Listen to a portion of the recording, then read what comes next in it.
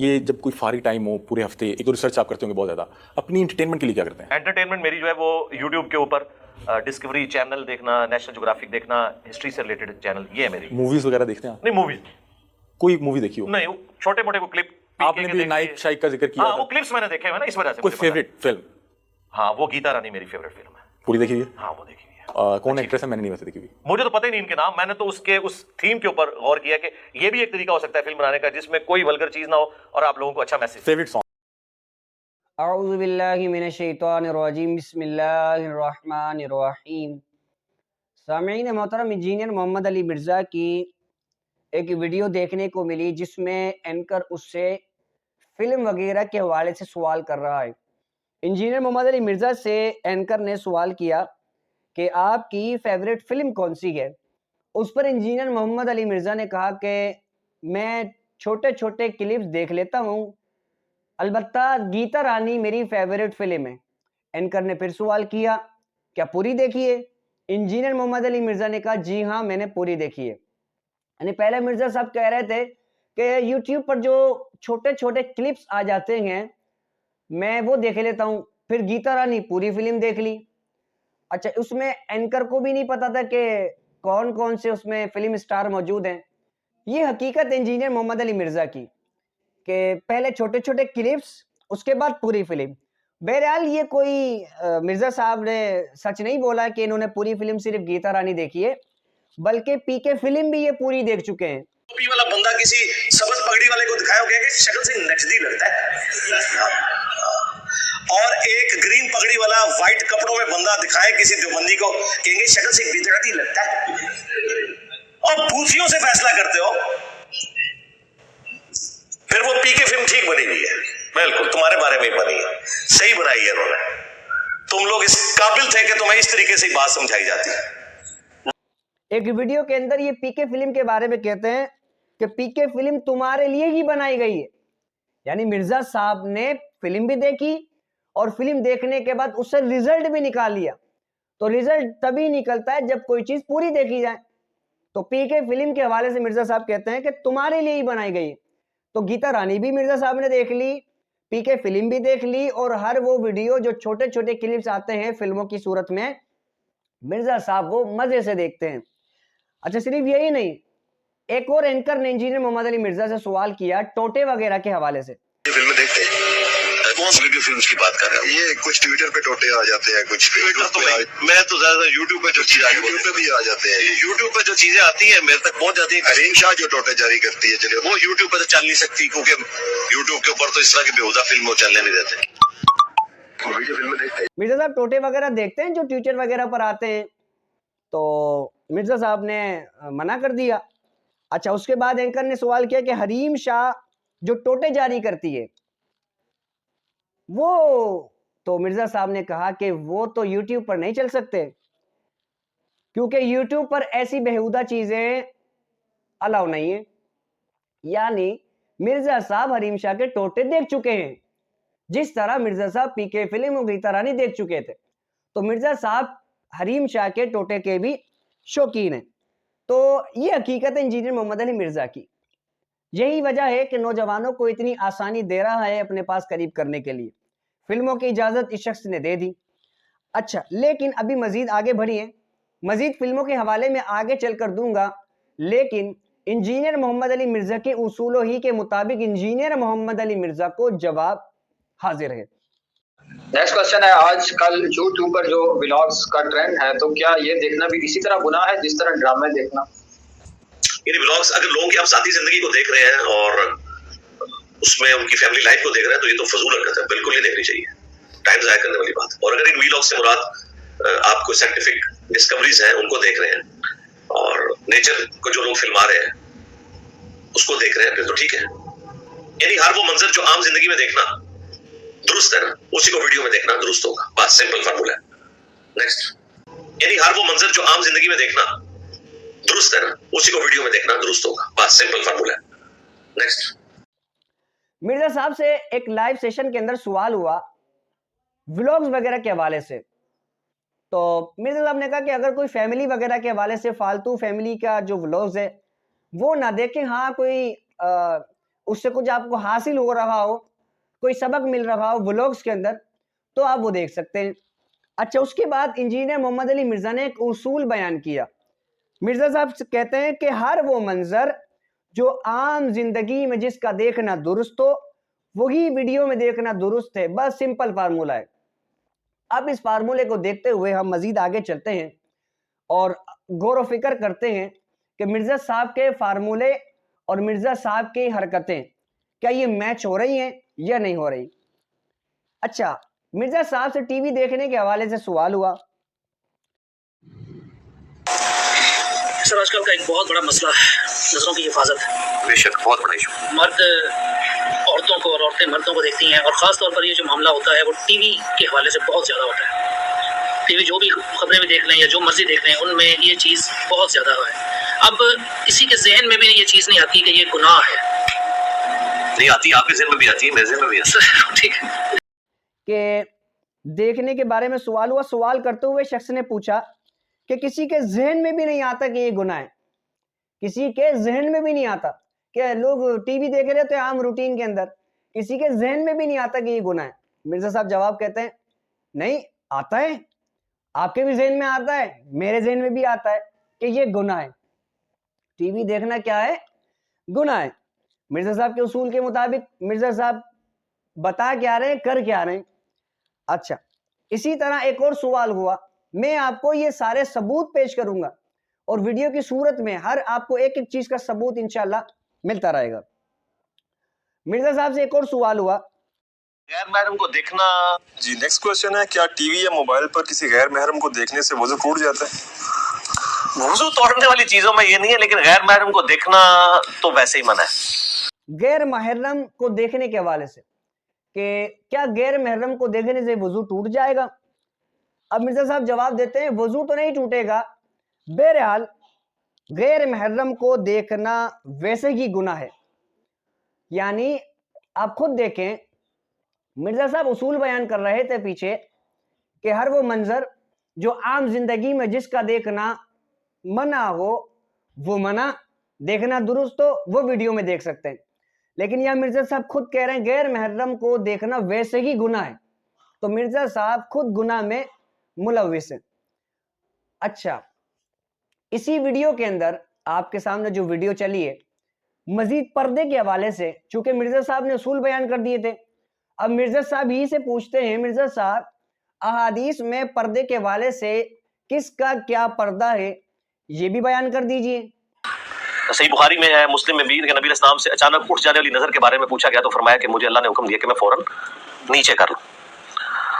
اور جامع ترمذی میں تو یہاں تک آتا ہے کہ جہاں پہ دو اجنبی مرد و عورت ہوں تیسرا شیطان ہوتا ہے. چلیں اس میں تو وہ تعویل کر لیتے ہیں کہ نہیں پبلک گیدرنگ میں تو نہیں ہے, یہ اجنبی جو بالکل علیحدہ سیپریشن ہے. لیکن جو پبلک گیدرنگ ہے وہاں کے لیے سورہ نور کے آپ احکام پڑھ کے دیکھ لیں. اور سب سے پہلے مردوں کے پردے کا ذکر ہے. اے نبی علیہ السلام, مومنین مردوں کو حکم دے کہ اپنی نگاہوں کو نیچی رکھیں, اور مومنین عورتوں کو حکم دے وہ اپنی نگاہوں کو نیچی رکھیں. عورت نے پردہ کیا ہوا ہے یا نہیں کیا ہوا یہ سیکنڈری بات ہے. پرائمری بات یہ ہے, بنیادی بات یہ ہے کہ ایک مرد نے اپنی نگاہیں نیچی رکھنی ہے. تو باقی غیر محرم کو دیکھنے سے, ٹی وی دیکھنے سے وضو تو نہیں ٹوٹے گا, لیکن فی نفسی ہی یہ اعمال غلط ہوں گے. تو مرزا صاحب سے آپ نے سن لیا کہ پردے کے حوالے سے مرد کو نظر نیچی رکھنے کا کہا گیا ہے, عورت کو پردے کا حکم دیا گیا ہے. تو مرزا صاحب کے جو اصول تھے عام روٹین والے وہ مرزا صاحب ویڈیو میں کر رہے ہیں. ٹھیک ہے, تو یہ اصول کے تحت مرزا صاحب خود گناہ کے اندر ملوث ہوئے ہوئے ہیں.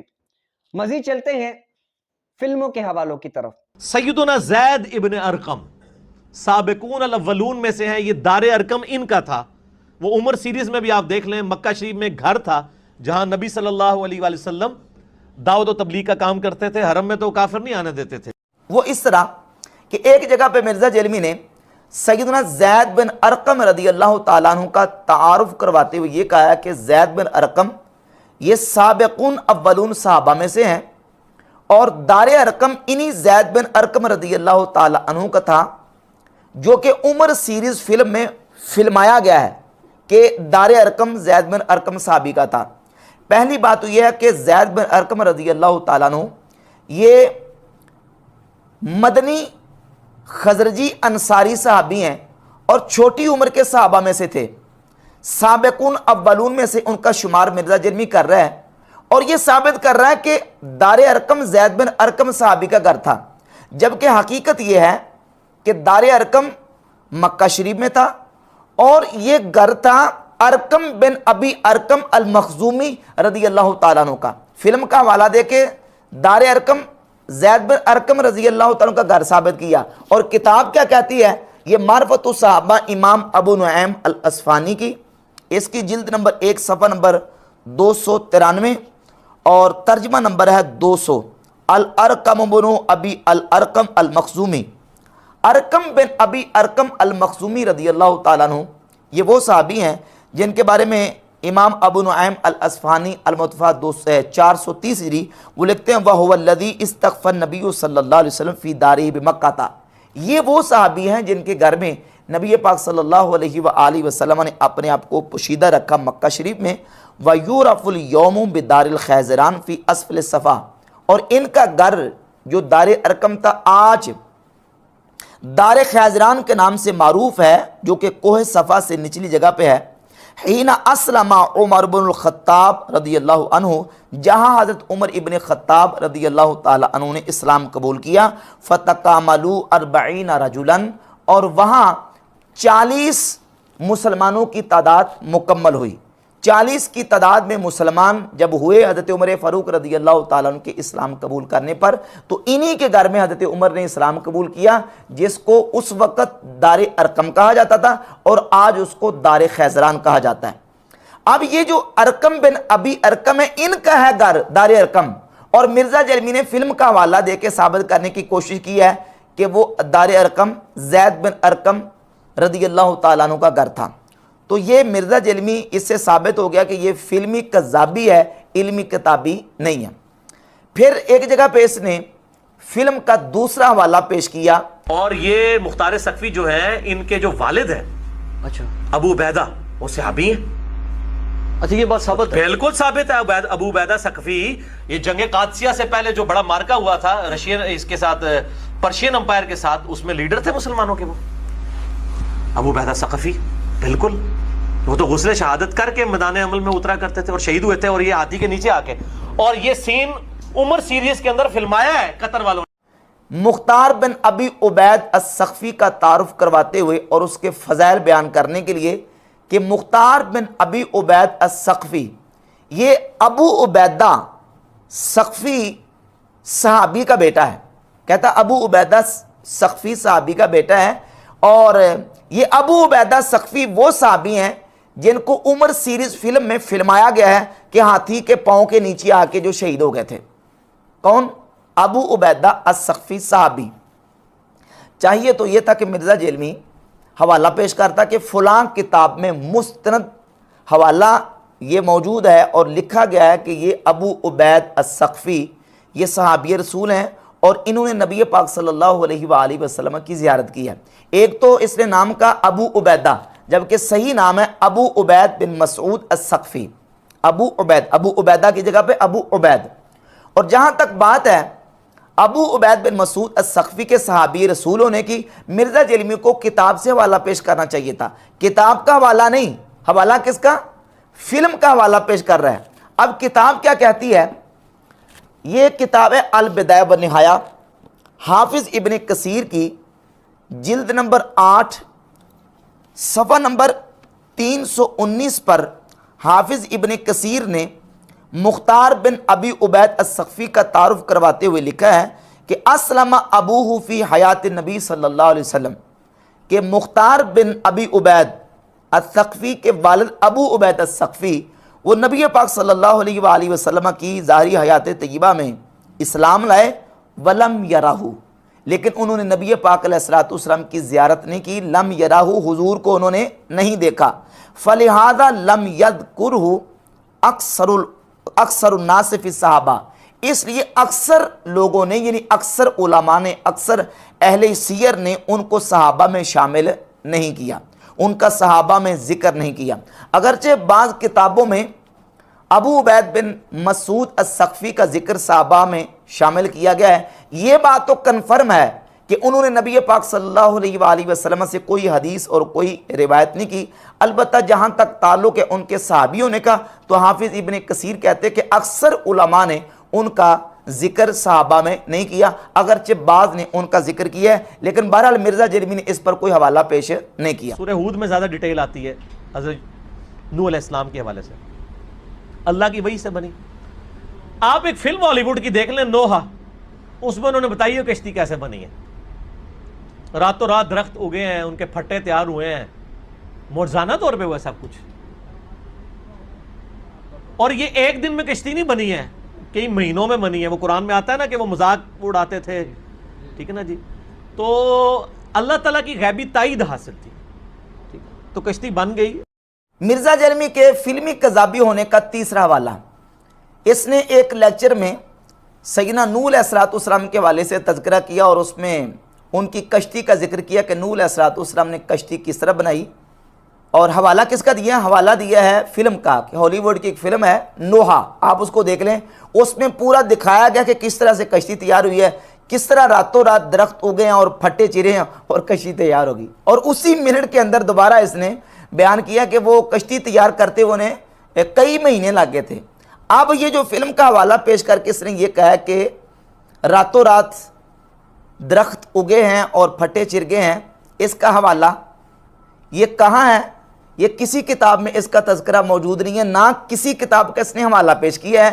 حوالہ پیش کیا ہے ہالی ووڈ کی فلم کا، نوحہ کا، اس فلم میں ایسا دکھایا گیا اور دعویٰ ہے علمی کتابی ہونے کا۔ اب کتاب کیا کہتی ہے، کتابوں میں کیا لکھا ہوا ہے، تو اس سلسلہ میں تفاسیر کے میں آپ کے سامنے حوالے پیش کرتا ہوں۔ یہ کتاب ہے تفسیر الخازن، اس میں علامہ علاء الدین علی بن محمد بن ابراہیم خازن نے سورہ ہود کی آیت نمبر 38 نمبر آیت کے تحت سیدنا عبداللہ ابن عباس رضی اللہ تعالیٰ کا قول نقل کیا ہے، وقال ابن عباس اتخذ نوح السفینۃ فی سنتین۔ سیدنا عبداللہ ابن عباس رضی اللہ تعالیٰ عنہ کے حوالے سے امام ابن خازن نقل کرتے ہیں کہ عبداللہ ابن عباس رضی اللہ تعالیٰ عنہ فرماتے ہیں کہ نوح علیہ السلام نے کشتی 2 سال میں تیار فرمائی، اور کعب بن احبار کے حوالے سے تفاسیر میں ملتا ہے کہ وہ کہتے ہیں کہ 3 سال میں کشتی تیار فرمائی، 2 سال میں یا 3 سال میں، یہ تفاسیر میں ملتا ہے، تفسیر قرطبی، تفسیر سالبی اور تفسیر خازن وغیرہ میں۔ اور مرزا جرمی نے راتوں رات درخت اگائے اور راتوں رات پھٹے چیرے اور کشتی تیار کر دی۔ ہالی ووڈ کی جو فلم ہے نوحہ، اس کا حوالہ دے کے ثابت کیا ہے اور دعویٰ کرتا ہے میں ہوں مسلم، علمی کتابی، اور حوالے کن کے پیش کرتا ہے؟ فلموں کے۔ تو اس اعتبار سے مرزا جرمی جو ہے وہ فلمی قذابی ہے، علمی کتابی نہیں ہے۔ ابو جہل جسے ابو الحکم کہا جاتا تھا، حکمت کا باپ، ابو جہل بن گیا، اور اسی کے غلام ہیں یاسر اور سمیہ، اور جس کی قسمت میں ہدایت لکھی ہوئی ہے،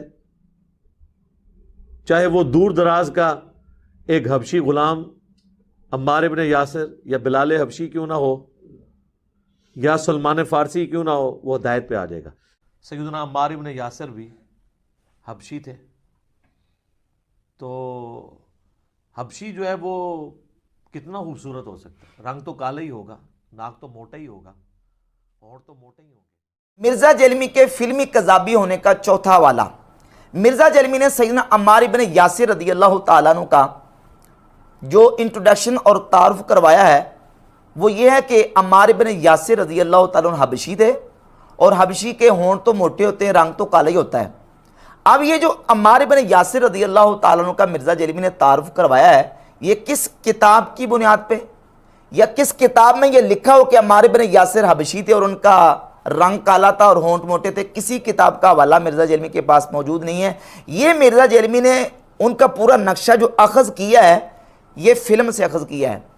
اس میں جس شخص کو جو کریکٹر دیا گیا نا عمار ابن یاسر رضی اللہ تعالیٰ کا، نعوذ باللہ تعالیٰ، وہ جو شخص ہے جس کو عمار ابن یاسر بنایا گیا ہے، اس کا رنگ کالا تھا اور اس کی شکل حبشیوں جیسی تھی۔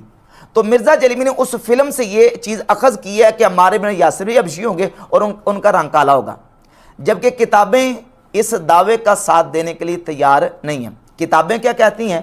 یہ امام نووی رحمۃ اللہ کی کتاب ہے تہذیب الاسماء واللغات، اس کی جلد نمبر 2 صفحہ نمبر 252 پہ سیدنا عمار بن یاسر رضی اللہ تعالیٰ عنہ کا تعارف کرواتے ہوئے امام نووی لکھتے ہیں کہ وہ ابوہ یاسر عربیٌ، حضرت عمار بن یاسر کے والد یاسر وہ عربی تھے، کما ذکرنا نسبہ، جس طرح کہ ہم نے ان کا نسب ذکر کر دیا، اور ان کی والدہ سمیہ وہ ابو حذیفہ کی لونڈی تھیں، اور یہ ان کا تعارف امام نووی نے کروایا۔ اور یہ کتاب الطبقات الکبریٰ امام محمد بن سعد المتوفیٰ 230 ہجری کی، اس کی جلد نمبر 2 صفحہ نمبر 131 ہے، لکھتے ہیں کانا قادمہ یاسر بن عامر و اخواہ الحارث و مالک من الیمن الی مکہ تھا۔ عمار بن یاسر رضی اللہ تعالیٰ عنہ کے والد یاسر یہ اپنے 2 بھائیوں سمیت اپنے تیسرے بھائی جو کہ گم ہو چکے تھے ان کو تلاش کرنے کے لیے یمن سے مکہ آئے تھے۔ ان کے 2 بھائی بھی ساتھ آئے تھے، حارث اور مالک، یمن سے مکہ آئے تھے اپنے بھائی کو تلاش کرنے کے لیے، اور پھر جب یہ مکہ آئے تو ان کے بھائی مالک اور حارث وہ واپس چلے گئے۔ وہ اقامہ یاسر بمکہ تھا، اور حضرت یاسر رضی اللہ تعالیٰ عنہ یہ مکہ میں ٹھہرے، اور پھر یہ مکہ شریف میں ابو حذیفہ بن مغیرہ بن عبداللہ کے حلیف بن گئے، اور ابو حذیفہ کی لونڈی تھی سمیہ، تو ابو حذیفہ نے اپنی لونڈی سمیہ کا یاسر کے ساتھ نکاح کر دیا، تو پھر حضرت یاسر اور سمیہ رضی اللہ تعالیٰ عنہ سے حضرت عمار رضی اللہ تعالیٰ عنہ پیدا ہوئے۔ تو اس اعتبار سے حضرت عمار بن یاسر رضی اللہ تعالیٰ عنہ وہ عربی و نسل ہیں، اور ان کے والد یمن کے رہنے والے تھے۔ حضرت عمار بن یاسر رضی اللہ تعالیٰ عنہ حبشی نہیں تھے۔ مرزا جرمی نے فلم سے یہ نقشہ اخذ کیا، اور فلم ہی کی بنیاد پہ عمار بن یاسر رضی اللہ تعالیٰ عنہ کا حبشی بنا دیا۔ تو مرزا جرمی دعویٰ یہ کرتا ہے کہ میں ہوں مسلم علمی کتابی، مرزا علمی کتابی نہیں ہے۔ ان دلائل اور حقائق سے ثابت ہوتا ہے کہ مرزا جرمی فلمی کذابی ہے، علمی کتابی نہیں ہے۔